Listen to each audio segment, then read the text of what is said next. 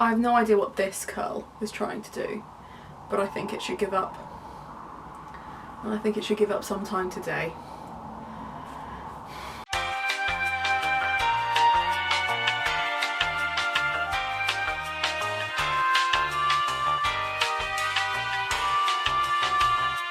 Hello and welcome back to my channel, and welcome back to another Top Trumps TBR. Now, if you haven't gone back in time, or if you are not someone who has been around my channel for more than 3 months, you won't know what Top Trumps TBR is, and that's fine. I did kind of abandon it for a little while. We had a little hiatus where I tried other games and techniques and stuff, and what I found is they're a ball ache to organise, and I missed my TBR cards. So we're back. We're back with cards. We still will be doing the wild cards when it comes to me failing to read these, which I'm destined to do. Now there's also positive wild cards in amongst the cards. They look just like normal cards, except they are completely blank because they have just a prompt on them, and if I pull those out, it's an automatic wild card. I get to read whatever I want that will fit that prompt. And because it doesn't have like a little picture thing, chances are I don't own it yet. It's an excuse to buy new books. So before I go through my Top Trumps TBR Classique, just to say that I will be doing Dessertathon, Do-the-thing-a-thon, and an unofficial Desertathon. Now, Desertathon came from a little group project of people that I've met through D&D. They meet up on Zoom basically every day and just kind of read together. It's great, they're really, really lovely people, but they've got accents that make it difficult to say Dessertathon. And I'm not going to lie, I struggle to remind myself to say desert and not Desertathon. So, because them saying Desertathon sounds like Desertathon, I decided I was going to create an unofficial readathon and call it Desertathon. So welcome to the most haphazard last minute readathon you've ever heard of in your life. There are 10-ish prompts, which I will go through because I have a book for I have a book for every single prompt. So what I will do is when I get to those books, I will talk you through, I will put the prompts down below so that if for whatever reason you haven't yet planned out your TBR, or you just think that this sounds dumb and you want to join in, you can do so. But before that, let's do my Top Trumps TBR. So with every Top Trumps TBR, I start with a shuffle. There are more cards, I just grabbed a handful because I thought I don't need more than this. So the first one is the year. I pick the year that is most recent because I want to read newer releases and not just rely on the fact that I love that book in 2012. I need to move on and read other things. So the first one is Dear Martin, which is 2017, and the other one is Hood Feminism, which is 2020, which I'm really happy about because I had every intention of reading this in November and then just didn't get a chance to. So we get a reprieve with that one. I'm going to read that. Very excited. The next one is Author. So again, I just flick through until it's an author that I've not read yet. The first one is Not So Pure and Simple by Lamar Giles. Have never read anything by Lamar Giles, so we're adding that to the list. Next is Goodreads rating. So it's the highest Goodreads rating. All of the Goodreads ratings, I appreciate the Goodreads ratings change all the time, but the whole point is whenever I wrote these cards, that was the Goodreads rating at the time. So we're just going for the highest rating. The first one is Hollow Pike by Juno Dawson, which is 3.72, and the next one is Descendant of the Crane, which just pipped it with 3.75. And I'm also thrilled that so far we are 3 for 3 on BIPOC authors. Love that for me. Next is page numbers. Again, we try and challenge ourselves. We're going with the book with the highest number of pages. The first one is The Secret of Nightingale Wood, 304 pages, and if you're wondering why it has things stuck to it, it's because this has been in a reading journal already and I just never got round to it. So 304 pages. And the other one is Odd One Out, which is 309 pages. Again, just pipped it to the post, so love that for me. And then finally, cover art. So again, the one with the highest rating. The cover art is completely biased. It's just me, whatever me and my friends think of cover art. That's completely subjective. Don't be mad about it. The first one is Queen of the Conquered, which is 6.5, and the next one is Reasons to Stay Alive, which is 2.5. So I will be reading Queen of the Conquered. That is 5 for 5 on BIPOC authors. Love that for me. So there we go. That's my Top Trumps TBR done. Just to quickly run through whether I've heard of any of these. I know that Odd One Out is a contemporary. I don't actually own, apart from Hood Feminism, I don't own any of these, so I will need to get my hands on a copy. So Odd One Out I know is a contemporary. I know it came out obviously in 2018. I imagine it's a Black Lives Matter type deal. Queen of the Conquered is a fantasy, I believe. I also think Descendant of the Crane is either historical fiction or historical fiction / fantasy. So intrigued by those two. Not So Pure and Simple is another contemporary, which I believe deals with, I believe this one deals with like Christianity and virginity, and like I'm hoping it's sex positive, but I'm not entirely sure. And then Hood Feminism is the only non-fiction in this pile so far. This is a collection of essays by women of colour, arguments that they think have been abandoned or disregarded by white feminists. So really, really intrigued by this one. That has been in a TBR before. In fact, a couple of those I think have been in a TBR before, and I've just not got to them. Whereas this time, we're going to do it, or we're going to get a wild card, and it's going to be awful. So those are the first 5. Now, Dessertathon. Basically, the prompts are all based on different desserts, different puddings, but I'm hoping that when you see me work my way through them, you'll understand how the prompts link to the puddings that I put them next to. But I have got post-it notes to remind me which books are supposed to go with which, and what I'm also going to do is put a graphic either here or here that will have the info on it, so that inevitably when I forget to say what I'm doing it for, you'll know, because it will be there on the screen for you. So let's start with my read-along read. So this is for the Skullduggery Dead Famous read-along that I am hosting alongside a whole bunch of other people who are just awesome. We've got Becca from Book Sanctum, Abby from Abbey of Pelennor has recently joined us, and I love that. Emma from Emma Novella, and Ali from Chaotic Ali or Chaotic Reader. I can never remember which one it is because one is a Twitter and one is a YouTube thing. She also Twitches as well, so enjoy that. This is book 4, which I'm really excited about because I literally just finished book 3 this morning and it was tense, so I'm excited to finally get onto this one. But it also ticks off the Sundae prompt. The Sundae prompt is to read a middle grade. It's really that simple. So this is a middle grade. It's essentially like a fantasy murder mystery.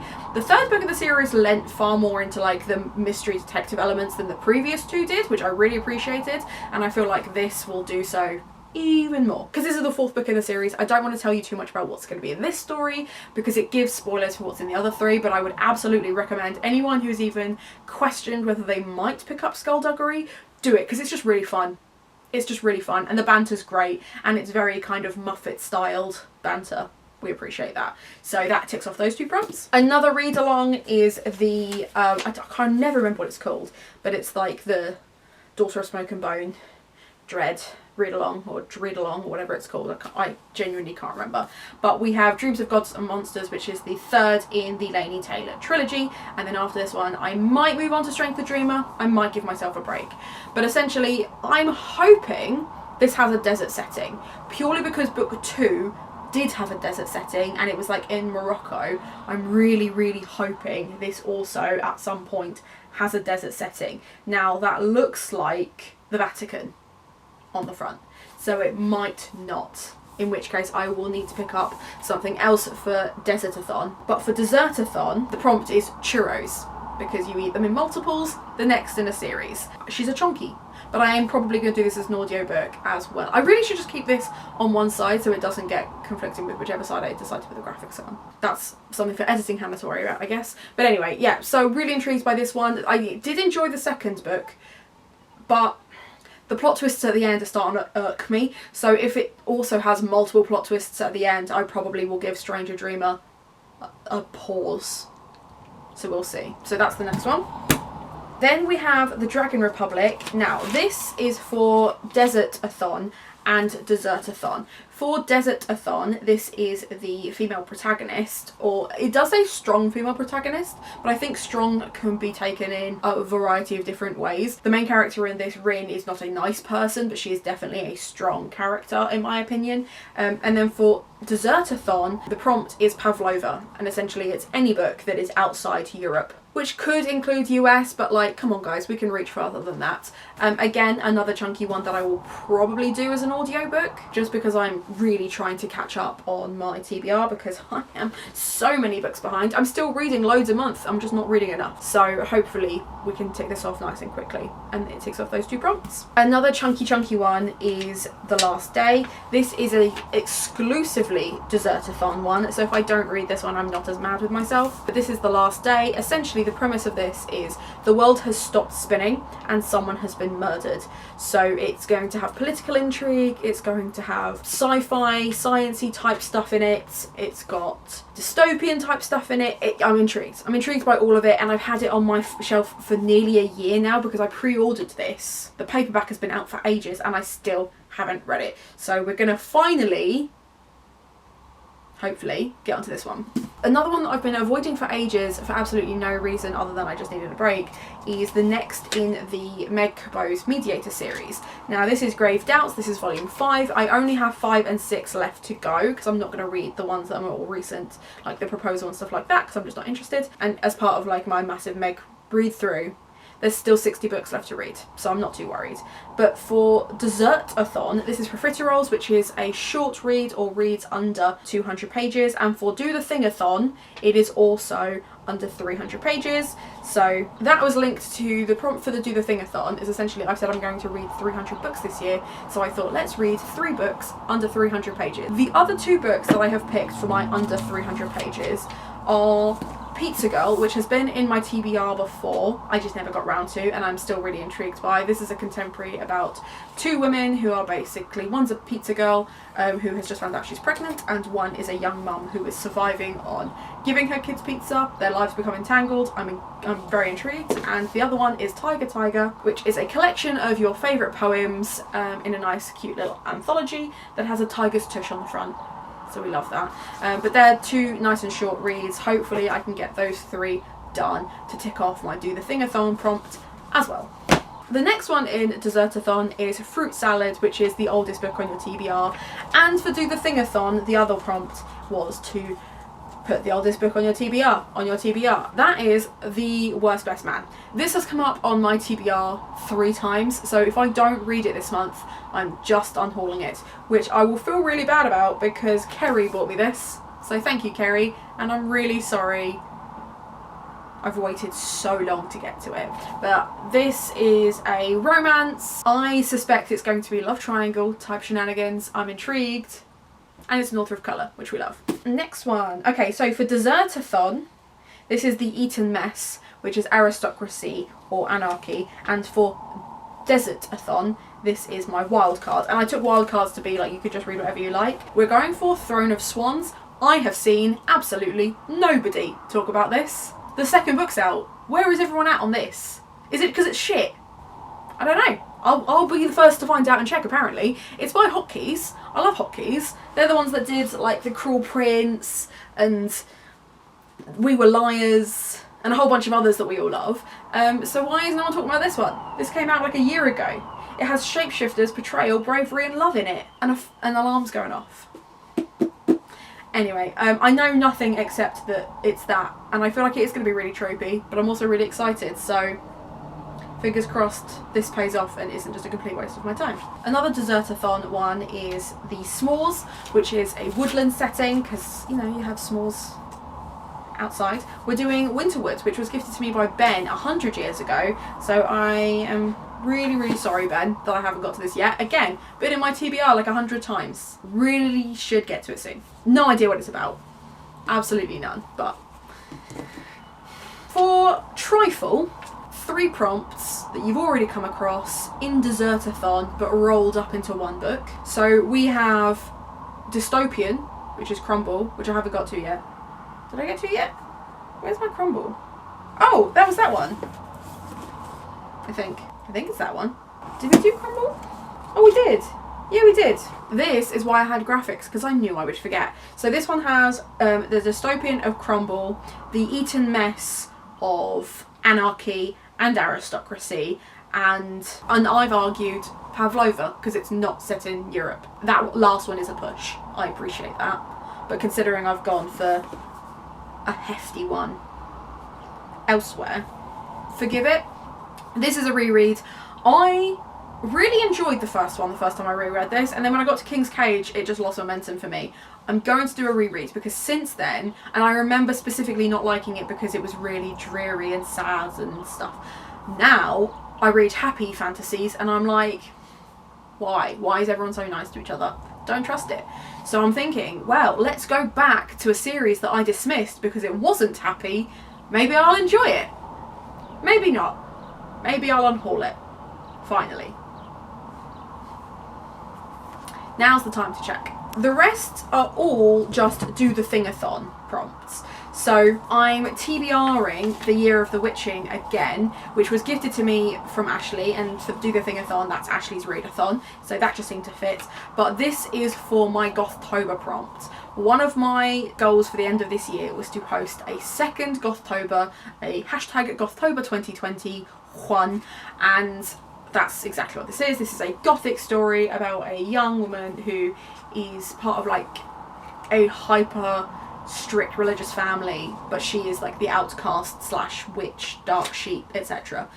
So really spooky kind of gothic-y YA vibes, and I'm intrigued. I did get a couple of chapters in. I did really enjoy the writing style. I was just reading 100 other things at the time, and Catherine House took me forever, so I have come back to this one and I'm really excited, so wish me luck with that one. I also fully intend to self-publish a book next month. There's an announcement coming. Just a little sneak preview, that's happening. But I've decided that for my Do-the-thing-a-thon prompt related to self-publishing, I'm going to read a self-published book. Now, I was gifted this by Charlie, who is the author, Charlotte Murphy. She is just incredible. I love her so much. But this is like my first foray into her writing. Like I said, she gifted this to me last month because the 6th of April was the launch date. I had every intention of reading it before then and just didn't get time. We have another chance at reading this, so that's what I'm going to do. My self-publishing prompt leads on to a self-published book. Now, all I know is this is a story of dragons and revenge. It's kind of all I really need to know. I'm really excited for this one. And then the last one is the classic Read Outside Your Comfort Zone. This is Going to Hurt, and again has been sat on my TBR shelf for 100 years. It's a memoir, which isn't really my thing, and it's about medicine, which is not really my thing, but it is comedy, which is my thing. So it's just out of my comfort zone. It's not like totally out of my comfort zone. And I've heard really, really good things, so really intrigued by that one. Look at me remembering to do this before I take all of the makeup off. Lamentable Library is reading The Girl in the Walls. I know absolutely nothing about this. This is Kelly's pick. I'm really intrigued by it. And as you can see, this says, signed by author. We will be doing a giveaway at some point for this book. This exact one, this exact copy that has a really cute little bookmark in it and is signed by the author. So keep your eyes peeled for that. And I'm sorry, Kelly, I'm not more organised. And that is it, finally. We reached the end of this long fucking list. So yeah, let me know if any of these books are in your TBR. There are quite a few of these that are available via Waypoint, so if you're intrigued by any of them just from cover alone, because I've told you absolutely nothing about them, check out my website. It supports me and my content, and I'm really trying hard to move out this year. But anyway, in the meantime, let me know what's on your TBR, keep me in the loop, and have a nice day.